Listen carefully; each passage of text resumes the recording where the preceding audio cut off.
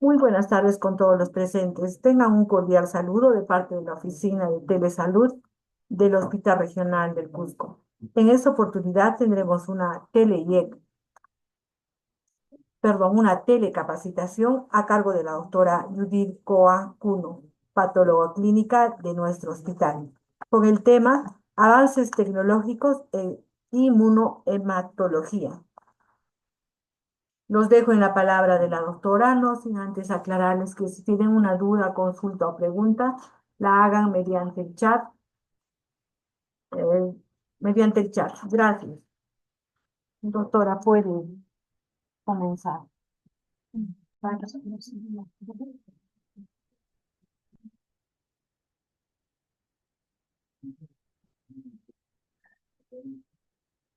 Bueno, verdad,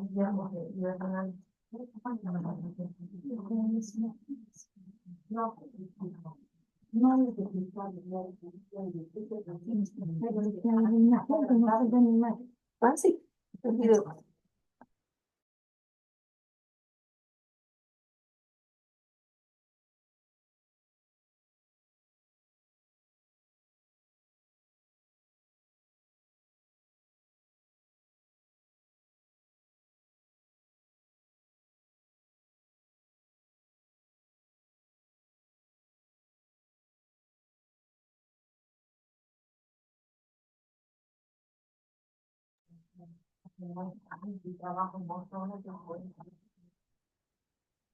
Buenas tardes con todos. Espero poder mantener esta comunicación con todos porque tengo, bueno, un problema al inicio y espero que puedan escuchar. Hoy nos ha tocado hablar sobre avances tecnológicos en inmunohematología, sobre todo, obviamente, dirigido al sistema banco de sangre y al entorno clínico, que es el tema que nos congrega y que es de importancia hospitalaria. Um, la inmunohematología, un banco de sangre, es el conocimiento de las reacciones del antígeno en tu cuerpo, todos los factores que directa o indirectamente puedan afectar o alterar la reacción antígeno-anticuerpo. Vale recapitular este aspecto,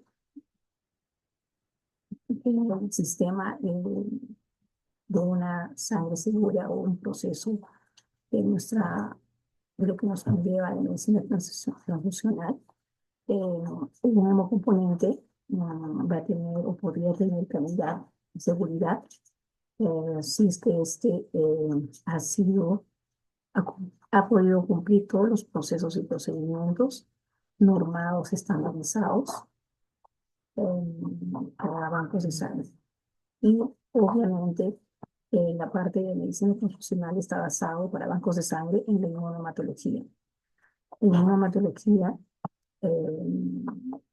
cabe recalcar que nos permite conocer eh, mm, y proceder adecuadamente y nos sirve las reacciones que se vienen dando, suscitando dentro de un hemocomponente.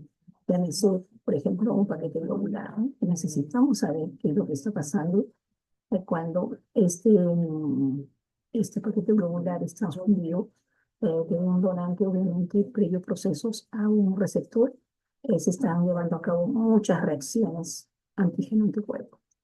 Por eso que existen las compatibilidades, las no incompatibilidades, los rechazos y muchas otras condicionantes que generan estas reacciones antígeno-anticuerpo.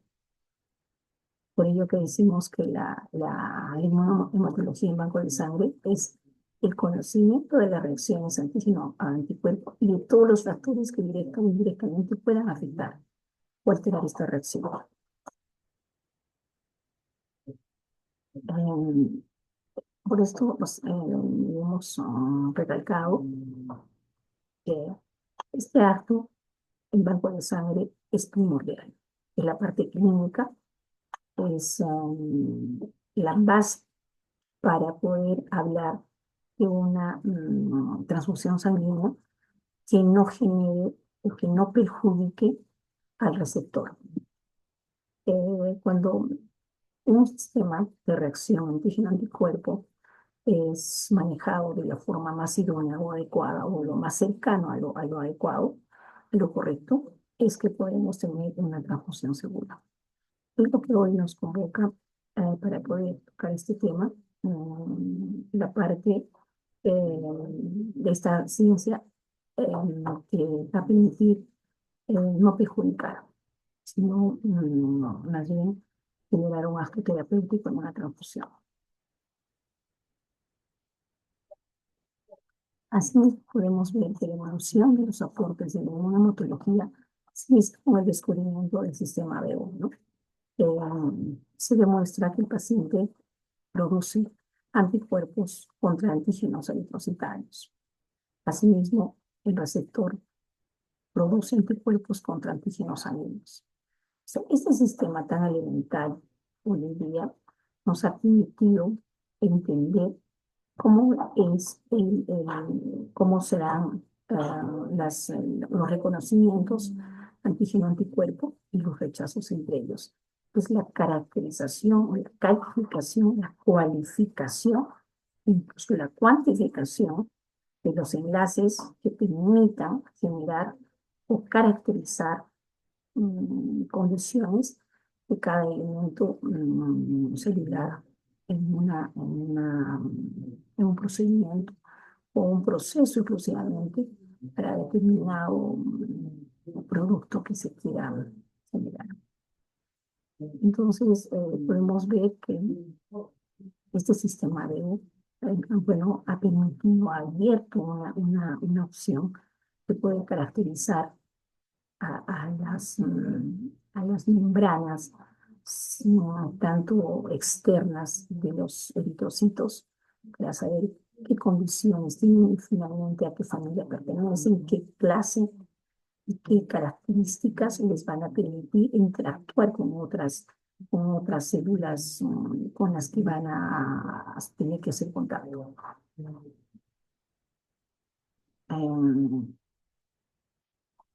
Así podemos ver que luego en esta evolución se descubre la reacción de Combs, que incluso para hoy en día es la base para muchas técnicas modernas. La reacción de Combs permite poner en evidencia estas reacciones antígeno-anticuerpo para no causar, como les decía, perjuicio en el paciente o en el receptor. Esta reacción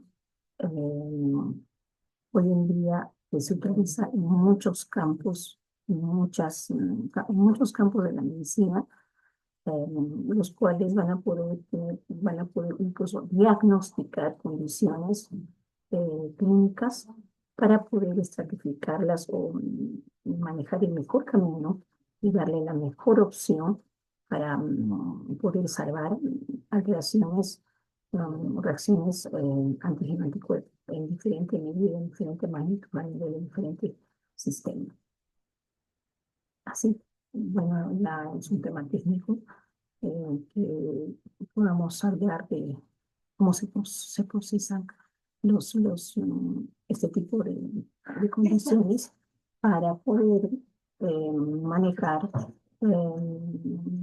relacionado dijo, a qué condición clínica nos estaríamos refiriendo para poder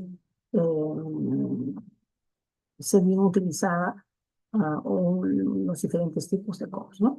Estamos hablando de un eléctrico indirecto, que cada uno tiene características diferentes para diferentes conductas nosológicas, para diferentes caminos a seguir para la toma de decisiones terapéuticas.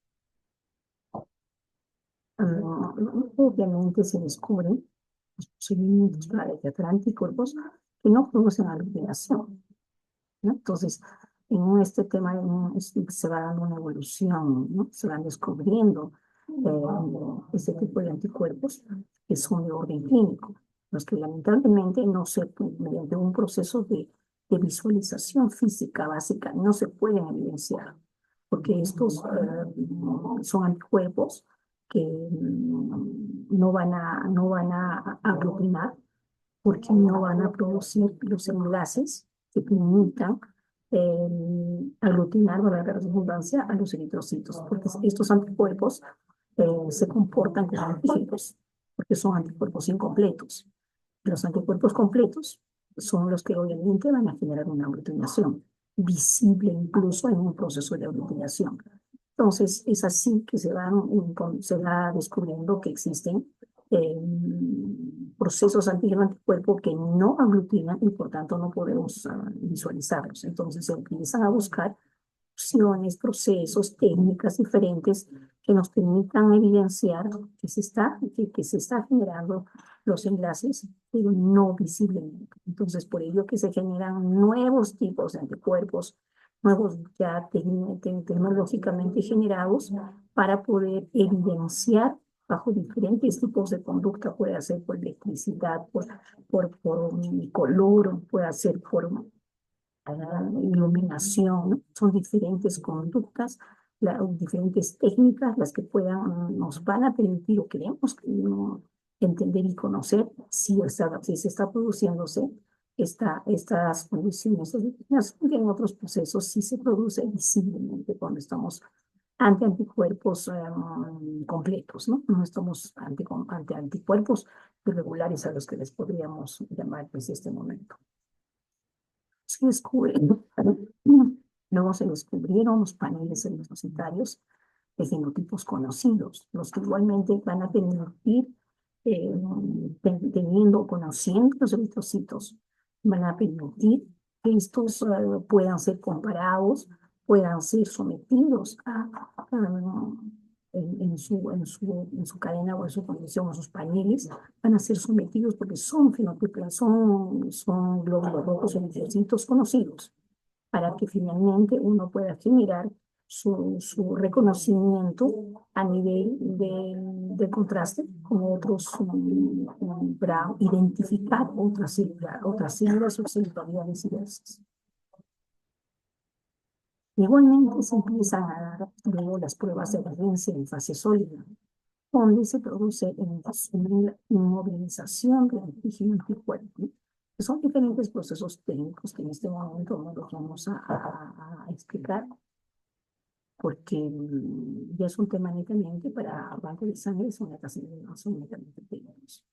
Entonces, la evolución de este tipo de pruebas nos ha permitido tener el conocimiento de poder calificar o cualificar ciertos tipos de células que son bastante ya estandarizadas y conocidas, para poder tomar decisiones en temas de procesos en una hematología. Asimismo, luego, en esta evolución, se empiezan a realizar fenotipados de los eritrocitos, ¿no? Conocer a los eritrocitos y saber cuántos tipos de eh, a los grupos a los que pueden pertenecer o los que puedan tener antígenos diversos de tantas diferentes cualidades, los que históricamente pues sabemos que pueden producir o generar muchos problemas, tanto por ejemplo, en los procesos de una gestación, ¿no? Que nos dan ciertas condiciones de peligro por los diferentes grupos, tanto de la madre o del feto, o ante qué tipo de glóbulo rojo, ante qué tipo de membranas, ante qué tipo de antígenos nos encontramos, para poder tomar decisiones durante la transfusión, o para poder saber qué elegir o qué no elegir para un proceso transfusional terapéutico. Igualmente se va descubriendo las aglutinaciones en columna, ¿no? Que estos también genéticamente son diversos, y muchos de ellos con la tecnología simple no se pueden identificar. Por eso que se generan muchos tipos de reacciones que se desconocen, no se identifican por desconocimiento, y porque la tecnología no permite su reconocimiento.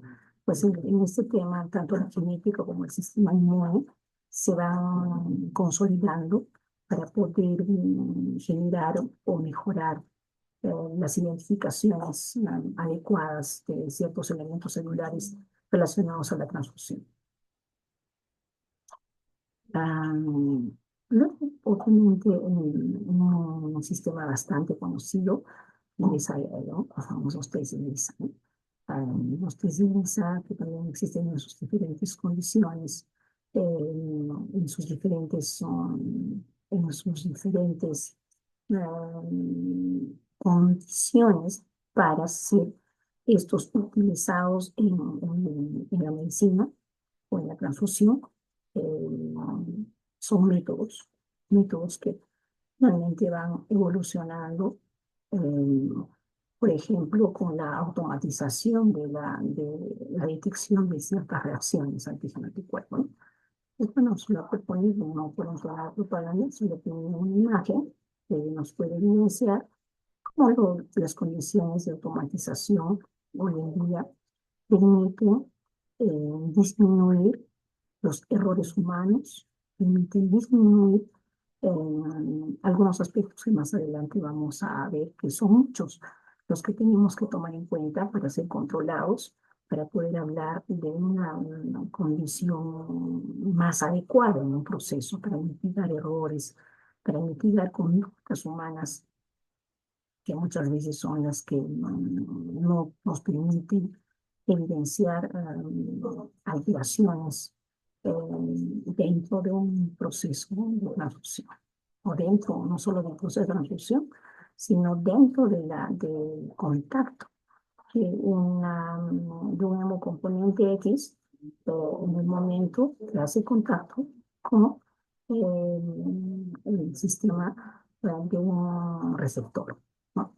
Entonces, la automatización, pues hoy en día, aminora muchos riesgos, como también involucra puede sustituir de alguna forma muchos aspectos, como por ejemplo las horas, las horas de los técnicos o tecnólogos que trabajan dentro del banco de sangre, ¿no? La parte netamente tecnológica. Entonces, pues estos equipos automatizados, aparte de mejorar sus tiempos de producción, disminuyen sus errores del trabajador, y pueden también generar diferentes conductas dentro de sus celdas.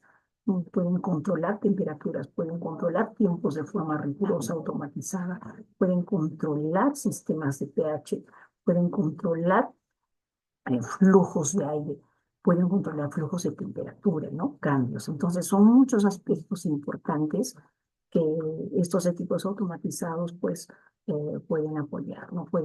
Porque obviamente un equipo tiene todo milimétricamente calculado en relación a un proceso manual que pueda realizar un trabajador, más aún si sabemos que el trabajador, pues, no tiene las condiciones ni las capacidades y estamos sometiendo muchas pruebas a mayor riesgo, ¿no?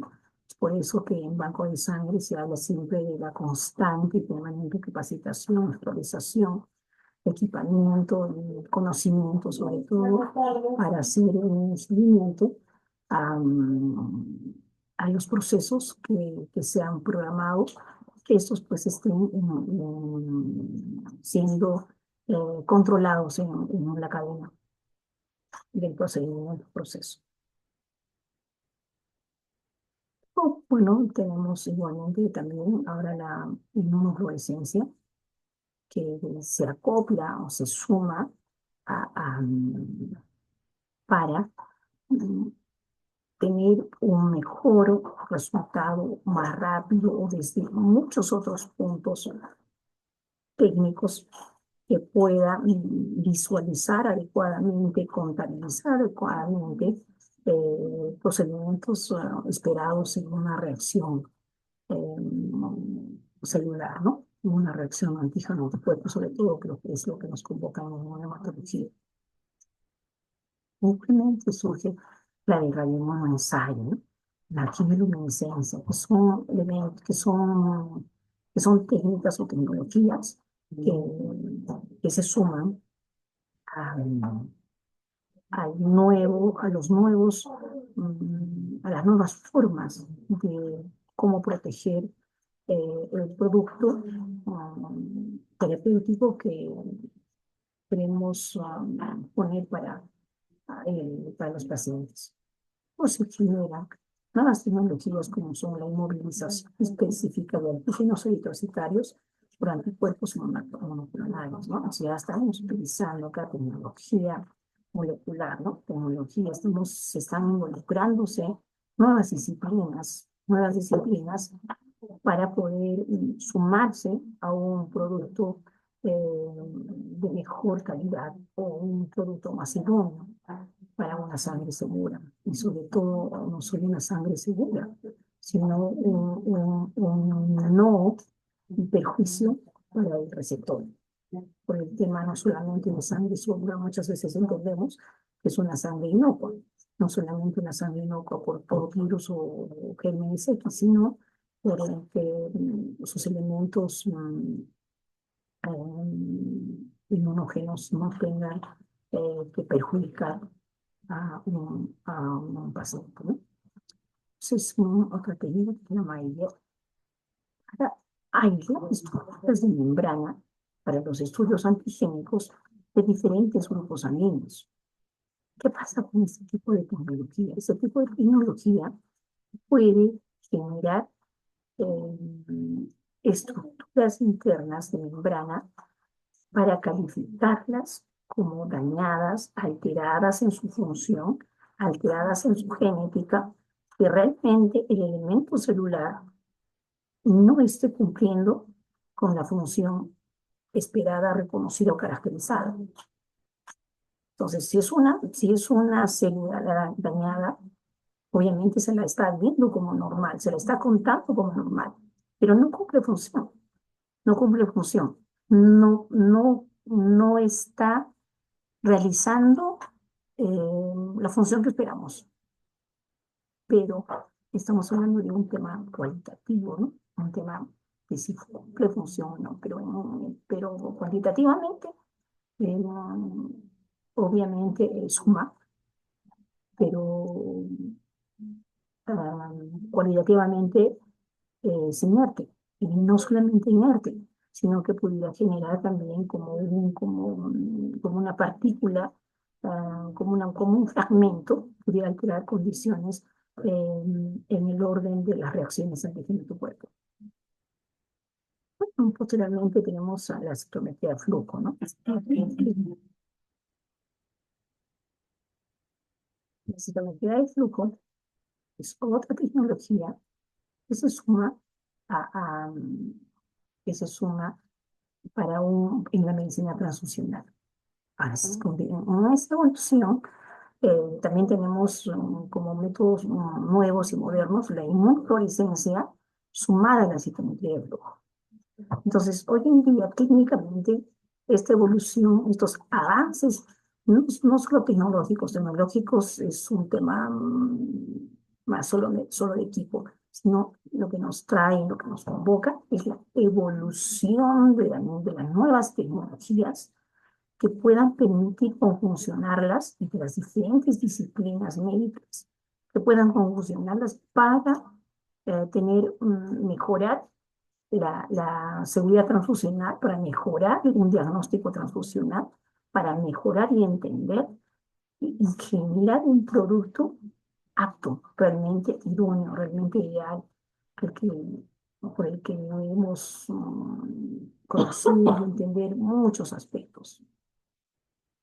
Asimismo, por ejemplo, en la evolución de la inmunofluorescencia sumada a la citometría de flujo, hoy en día se viene utilizando en la detección de hemorragia feto-materna, lo cual puede medir niveles muy bajos de IgG, miras a las células para distinguir la expresión del antígeno sanguíneo, puede ser un homocigoto o un heterocigoto. Entonces, ahora, cómo estas tecnologías eh, empiezan a conjuncionarse, permitirnos, permitirnos adelantar un manejo terapéutico, una decisión terapéutica, ¿no? Como ahora las nuevas tecnologías pueden sumar y convertirse en multidisciplinarios, porque hoy en día estas condiciones permiten hacer que los profesionales de la genética, los profesionales, por ejemplo, hoy en día los biólogos moleculares, eh, ellos están trabajando en este campo de la medicina transfusional. Los inmunólogos. Los inmunólogos igualmente ya empiezan a ver como tema importante la medicina transfusional. Entonces, probablemente más adelante existan otras opciones mejores que puedan conjuncionar el conocimiento de la inmunología, el conocimiento de la genética, el conocimiento clínico, la parte que pueda sumar esfuerzos para conseguir a esto que llamamos medicina transfusional celular. Asimismo, en estas técnicas que son conjuncionadas en estas nuevas técnicas modernas, generalmente se trabaja con antígenos poliespecíficos, que algunos pueden contener anticuerpo contra antígeno, anticuerpo contra complemento 3D, puedan contener anti-complemento 3B, anti-C4B, anti-complemento 4B. Entonces son diferentes tipos de antígenos que puedan, son diferentes conductas o condiciones para diferentes tipos de búsqueda o propósito, ¿no? En cambio, los monoespecíficos caracterizan a las proteínas que están cubriendo a los eritrocitos, anticuerpos activadores del complemento o anticuerpos no activadores del complemento. Entonces, en general, estas técnicas ya están basadas en los antígenos poliespecíficos. La importancia de la inmunomatología en el buen manejo de la reacción antígeno-anticuerpo, como se comentaba, implica conocer cuáles son los factores que afectan a esta reacción. Porque una cosa es una reacción antígeno-anticuerpo, pero esta no está ajena a distorsionarse o no generar una buena reacción antígeno-anticuerpo por muchos aspectos. Que antes lo había comentado, por ejemplo, entre ellos se habla de la constante equilibrio de la reacción, ¿no? Entonces, ya son condiciones físicas que pueden alterar esta reacción, en la cual no nos hace visibles ni con procedimientos elementales, ni con procedimientos automatizados o combinados, de alguna forma jerarquizados con otro tipo de tecnologías modernas, ¿no? Entonces ya existe otro factor que tiene que ser tomado en cuenta. Entonces, justamente por ello se habla de condiciones ya multidisciplinarias. Igualmente, ¿no? Siempre hablamos en una parte tan elemental la influencia de la temperatura. La influencia de la temperatura es tan básica e importante desde el momento que creo que se empezó con la medicina transfusional, pues sabemos que los elementos celulares hematopoyéticos y los elementos celulares con los que obviamente trabajamos son vivos, son elementos vivos. No son elementos atenuados, no son elementos, no es una sustancia química, es un elemento vivo, es una célula viva que tiene una conducta especial en su temperatura. Entonces, cuando uno no ha sometido a su temperatura adecuada o ha hecho que se pierda su cadena, obviamente ya no se va a comportar como de acuerdo a las características que las conocemos y las condiciones que esperamos que produzca. Ya no, definitivamente esa célula ya no es funcionalmente la terapéutica. Entonces es importante, como siempre tocamos ese tema hablando de la temperatura, ¿no? Entonces, estos estudios grandes, como reconocen también la temperatura como un medio tan importante que puede alterar toda la conducta antígena de tu cuerpo y por eso no podemos visualizar ni tener el hemocomponente que supuestamente estaría titulado como tal, pero obviamente debe ser ya no solo inerte, sino no cumplir una función terapéutica, y al contrario, perjudicar porque son elementos como se comportan luego como fragmentos celulares que perjudican la fisiología de un elemento X, ¿no? Igualmente la influencia del pH. El pH alterado altera la reacción antígeno-anticuerpo y puede inhabilitar la función celular.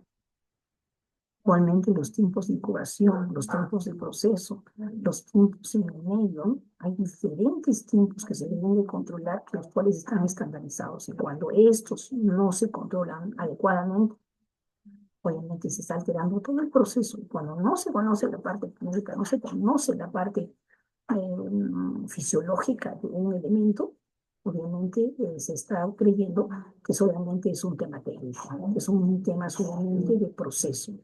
No se está trabajando con elementos químicos no vivos. Entonces la historia cambia totalmente. Es importante tener en cuenta estos aspectos. Igualmente se dice que las fuerzas iónicas del medio también alteran. Por eso que los equipos automatizados de alguna forma hacen mención a estos aspectos. Nos dicen, ¿no? Estamos nosotros protegiendo esas alteraciones del medio porque tienen estas máquinas, estos equipos, tienen condiciones para su funcionamiento, tienen celdas protegidas, tienen dimensiones protegidas y sus tiempos, como decía, son totalmente sincronizados, no como en el acto humano. Los tiempos pudieran ser no sincronizados porque existe el error humano, existen sus X problemas del ser humano que no pudiera controlar al milímetro cada tiempo. Entonces estamos viendo que los tiempos, las condiciones del medio ambiente, hasta las fuerzas iónicas del medio pueden alterar este proceso antígeno-anticuerpo. Y este proceso antígeno-anticuerpo es tan importante si se lleva a cabo de forma automatizada. Por eso que ciertos equipos automatizados pueden permitirnos aminorar esos riesgos, aminorar esos errores humanos. Aquí radica la importancia de los equipos. No vamos a hablar de equipos, de marcas de equipo, porque no corresponde, no es la intención. Pero la experiencia nos hace ver que también existen, y no se trata de hablar de equipos de automatización y ello mejora todo.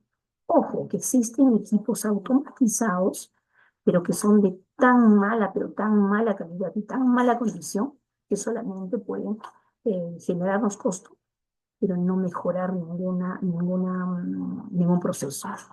No pueden mejorar ningún procedimiento específico el cual buscamos.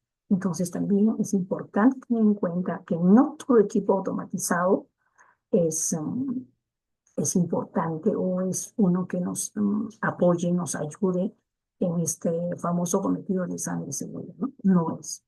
Entonces también ese es otro tema de poder hablar de equipamiento, de tecnología, porque existe, así como existe tecnología en un celular de X marca y otro celular de X marca, cada uno tiene diferentes condiciones, diferentes calidades, diferentes cualidades, ¿no? Entonces, igual los equipos automatizados, algunos, para ello hay que tener conocimiento y experiencia, conocer la parte únicamente de sus especificaciones y realmente de su real funcionamiento. Por eso que no solamente se permite o no elegir equipamiento, sino tener el antecedente de que ese equipamiento no solamente sea una marca X, sino que también haya funcionado y funcione en lugares donde garantizan o tienen menor error y son unidades donde han podido ver que la calidad de los equipos realmente son funcionales. Entonces, en este aspecto, ese es otro tema tan importante y tan bonito de manejar, el conocimiento de los equipos y las marcas y las tecnologías que realmente hagan lo que dicen que hacen. Y no solamente, pues, se le llame con un título de equipo automatizado. Entonces también es importante conocer estos aspectos que hoy no es el motivo de equipamiento, sino es el motivo de cómo nuestra tecnología evoluciona y cómo los nuevos avances tecnológicos con importancia clínica puedan convocarnos para tocar estos aspectos. Bueno, igualmente, ¿qué altera estas condiciones? La proporción del antígeno y del anticuerpo. Saltando todas las condiciones. No es igual que en un proceso existan mayor cantidad de antígenos y menor cantidad de anticuerpos, que haya un desequilibrio. Entonces, entre ellos los receptores van a competir por posición y no los van a poder reconocer. O sea, se ve alterada la función. Igualmente, si existe una proporción inadecuada o mayor de anticuerpo frente a una escasa cantidad de antígeno, no significa que no lo haya, significa que lo están, pero están en unas proporciones no correctas, que quizá la muestra problema no se haya podido disolver, diluir de la forma adecuada, o no se haya podido homogeneizar, o no hayan pasado los tiempos suficientes para que esto reaccione. Las cosas pueden ocurrir. Entonces, cuando las proporciones no son adecuadas, tampoco vamos a poder ver visualizar o poder el equipo captar la reacción, la reacción antigénica del cuerpo, ¿no? Ahora, asimismo, los factores que pueden inhibir, aumentar o deshacer la reacción. Incluso existen factores implícitos que pueden, existe la reacción, pero por un X factor se inhibe esa reacción. ¿Cuál es el modo? O esta reacción se puede exacerbar, ¿no? O simplemente se produce la reacción y luego se deshace solo. Entonces, como podemos ver, pues estos son temas tan delicados que nos convocan, y el conocimiento de ellos permite finalmente tener mucho mayor cuidado, no solamente saber que se está llevando a cabo un procedimiento como supuestamente está estandarizado o protocolizado, pues adicionalmente existen muchos otros aspectos que día a día se van descubriendo, cómo esos factores pueden alterar muchas conductas de reacciones antígeno-anticuerpo. Ahora simplemente el deshacerlas, ¿no? O sea, nosotros estamos captando la opción que se produce la reacción, pero finalmente con un factor X se puede alterar o deshacer esa reacción. Entonces, pues esto lo tocamos para que se sepa o se vea que este tipo de procesos o procedimientos van mucho más allá de solo un protocolo estandarizado o un procedimiento, va mucho más allá. Igualmente, hoy en día, todas las determinaciones de orden clínico, de importancia clínica, están en demostrar la determinación del EGG, ¿no? Que generalmente tienen orden clínico, importancia clínica en los procesos transfusionales. Antes también había comentado que hoy en día la medicina transfusional está revolucionándose, ¿no?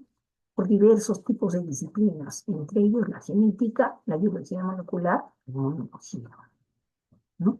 La biología celular. ¿Cómo es que estas disciplinas empiezan a conjuncionar su interés en la medicina transfusional? Porque no solamente hoy en día la medicina transfusional, así como su nombre lo indica, es banco de sangre. Antiguamente teníamos el concepto que medicina transfusional agarraba exclusivamente banco de sangre, ¿no? Ahora, pues, banco de sangre, bueno, un banco de sangre de profesionales en patología clínica, y hoy en día vemos que otras disciplinas están trabajando, involucrándose en este famoso componente llamado sangre, ¿no? En pos de esa misma ruta que a todos nos convoca, la sangre segura y una sangre que no tenga la condición de dañar al que lo recepciona.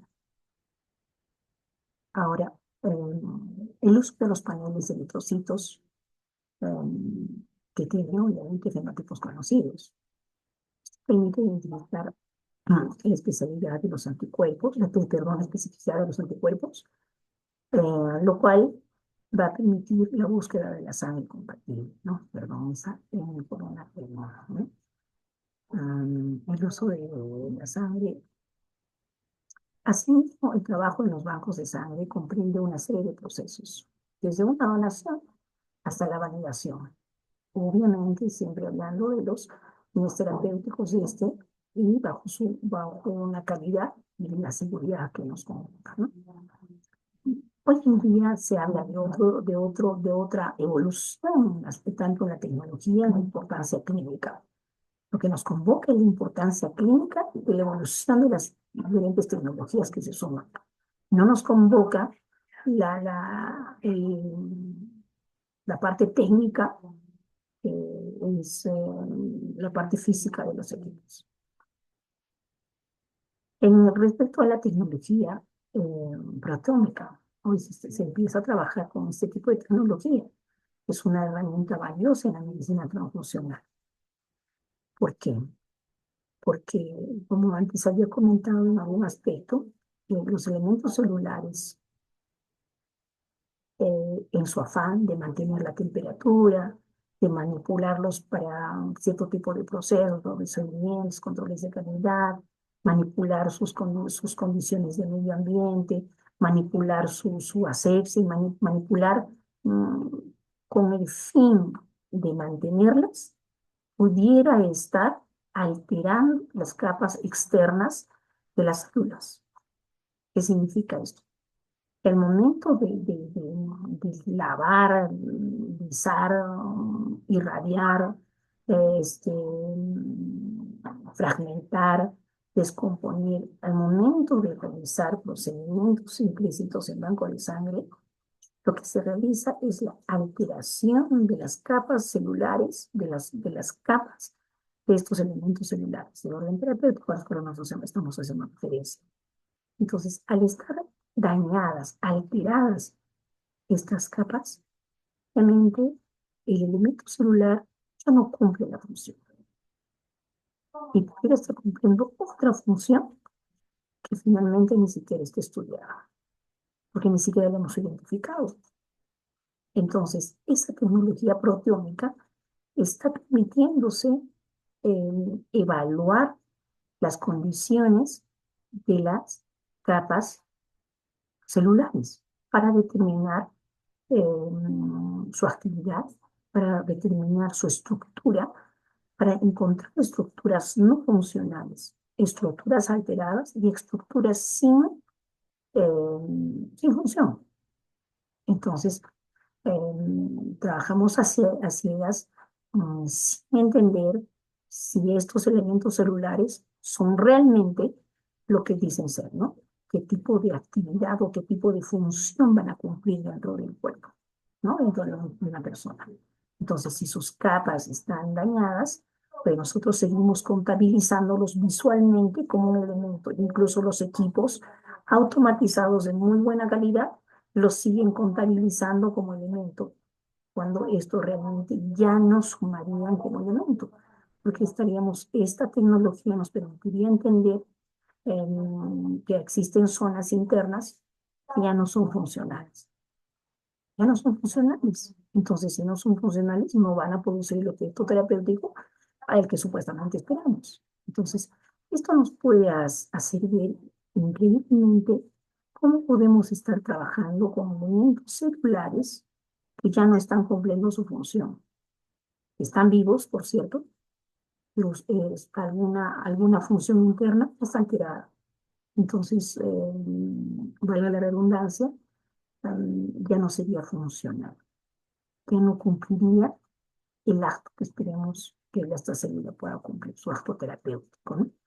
Entonces, cosas pues tan importantes que yo diría, como la tecnología ha avanzado y como hoy en día diferentes disciplinas se conjuncionan para poder anticiparse, detectar, para poder calificar, cualificar un elemento y poder hacernos ver que quizá ya no puedan cumplir su función, ¿no? Información que estamos esperando y que está tan detallada en todos los libros, tan detallada en todos los protocolos, tan detallada en la clínica, y en todos los segmentos disciplinarios o todos los segmentos de los diferentes campos de la medicina. Están obviamente tan bien detallados pero no están cumpliendo la función, solo los estamos viendo como elemento celular, pero sin una función válida. Entonces, son aspectos pues, que tenemos que tomar en cuenta y son aspectos que día a día debemos de tratar de acercarnos a lo más coherente, a lo más correcto, a lo más seguro, a lo más, no sé si decirlo, a lo más perfecto para poder conseguir la opción esperada por un elemento o por una célula terapéutica. Bueno, era el motivo que nos convocaba para que podamos ver cómo la inmunomatología ha avanzado tanto y tiene tanta importancia en la medicina transfusional. Hoy solo nos ha convocado lo que es la inmunohematología, que es parte de las reacciones en medicina transfusional, las reacciones antígeno-anticuerpo. En otro momento nos vamos a convocar, que es un tema también bastante interesante, hablar sobre la inmunoserología, ¿no? Esta es la parte de la inmunohematología de banco de sangre, pero es otro tema el que podamos tocar, la inmunoserología, que es otro tema sumamente grato para poder hablar de toda la parte infecciosa, eh, igualmente relacionada a lo que es la conjunción antígeno-anticuerpo en medicina transfusional. Si hay alguna pregunta, gracias por haber prestado atención. Gracias.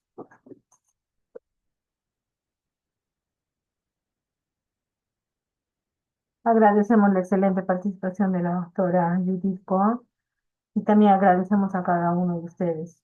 Si quieren fortalecer esta exposición, pueden entrar al YouTube institucional para poder reforzar los conocimientos. Gracias a todos. Buenas tardes. He podido hablar principalmente, Muy baja la voz. sí, porque cuando había, había un par de segundos que yo le